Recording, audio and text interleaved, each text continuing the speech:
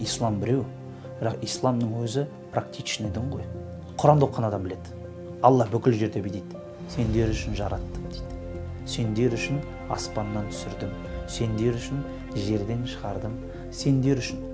Бүкіл нәрсе адам үшін. Дін де адам үшін. Дін қай уақытта келді?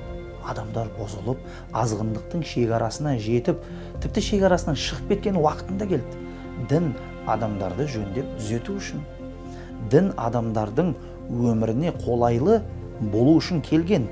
Әлбетте оның негізгі принциптері бар. Біз шекаралардан шығып кете алмаймыз. Шариғаттың мақсаты деген нәрсе бар. Сол кезде шариғаттың мақсатына қарай адамның жағдайына қарап төселінген дін ғой. Өзбекстан болсын, Турция болсын, Тәжікстан болсын, бірақ әр қайсы, әр ұлт өзінің тілін сақтап қалып отыр. Діннің тілі араб тілі болса да, әр ұлт өзінің тілін сақтап қалып отыр. Әр ұлт өзінің дәстүрін сақтап қалып отыр. Дәстүрлі ислам деген термин демек қате емес. Қазақстан мұсылмандар діни басқармасына тіркеліп сөйлеп жүрген әрбір ұстаз, әрбір имам, ол негізі патриот. Біреу ғылыми форматта сөйлейтін ұстаздарымыз бар. Қарапайым халықтың деңгейінде түсіп сөйлейтін азаматтарымыз, әрқайсысы өзінің елі үшін, жері үшін жан пида деп тұратын азаматтар.